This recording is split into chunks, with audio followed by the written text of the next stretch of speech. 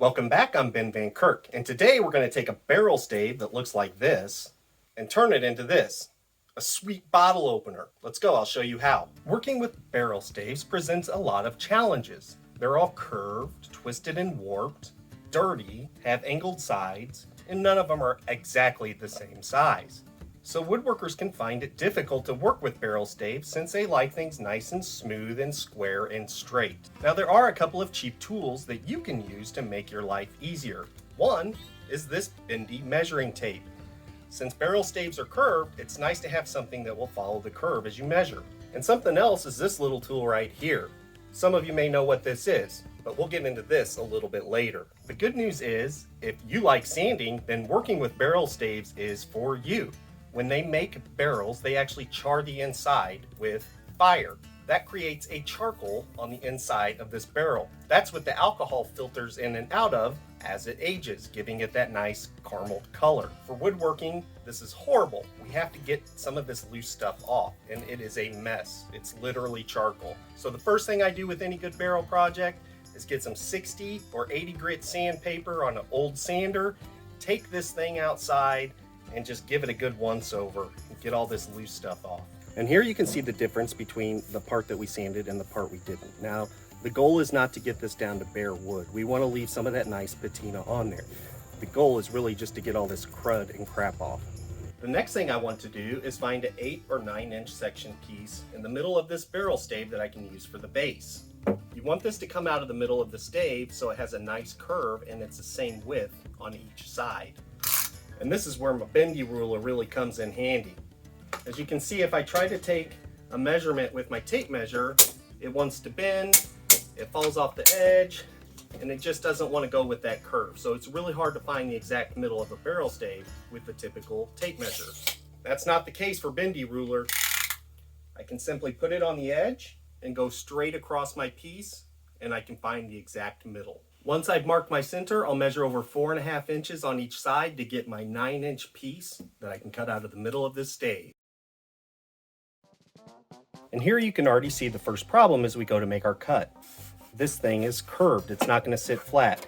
If I were to bring the saw down on this and cut it, it could pinch the blade as I cut apart, and that could be dangerous. One thing I'd like to do is flip my board over, and I've already transferred my lines on the back side to make this cut. The other problem is this thing has a curve to it, and it's not straight. It's actually got a bevel on it.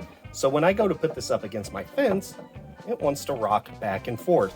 And that's going to make it really hard for us to get a perpendicular cut on the end. To help with this, I like to take a scrap piece of wood, place it behind my piece to lock it in place. Now you can see that my board is firm up against the fence and is laying flat where I'm going to cut. So next I'll make the cuts where I measure.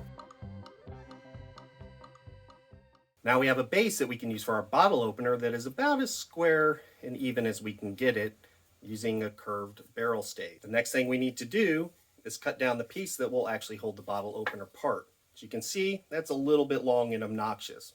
Some people may be into that, but I'm going to cut mine down a little bit. I'll use the same technique that I used on the top by using a spacer and holding this flat where I'm going to cut.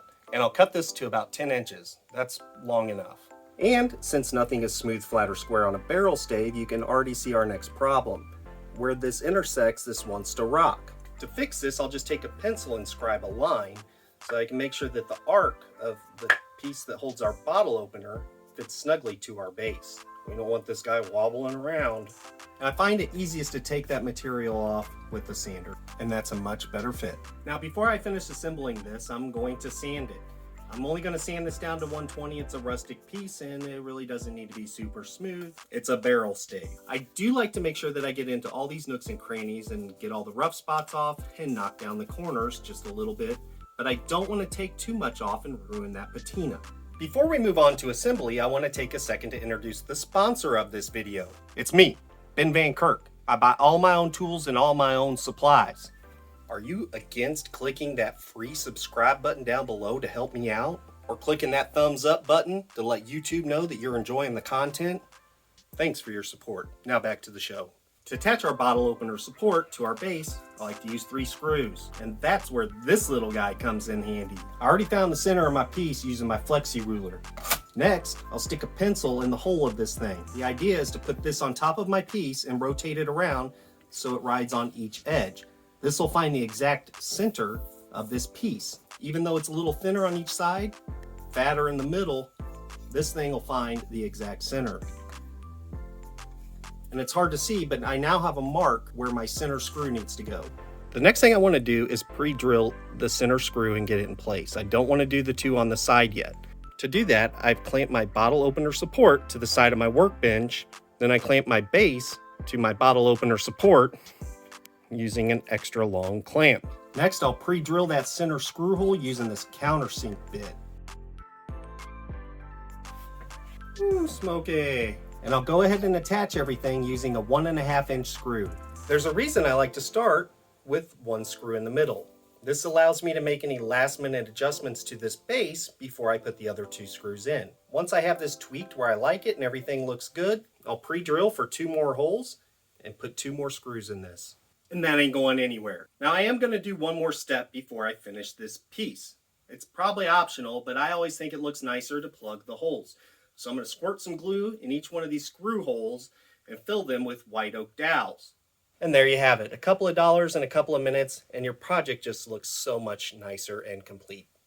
The last thing you'll want to do is put a coat of finish on this. There's a ton of finishes out there that you can use to finish these. I usually use a Murphy's oil followed with a low gloss polyurethane wipe on finish. The last thing you'll want to do is add your bottle opener. There's all kinds of designs that you can find online, Amazon, craft stores, antique malls. So what you'll do is you'll just find the bottle opener of your choice, pre-drill some holes, and install it using the hardware that comes with the kit. One final touch I often add is a little bit of felt strip to the end of each piece, just to make sure this thing isn't going to scratch up your countertop or whatever surface it's on. If you're really into working with barrel staves and want to see another unique project I did, follow this video down here somewhere where I make a whiskey barrel whiskey shelf.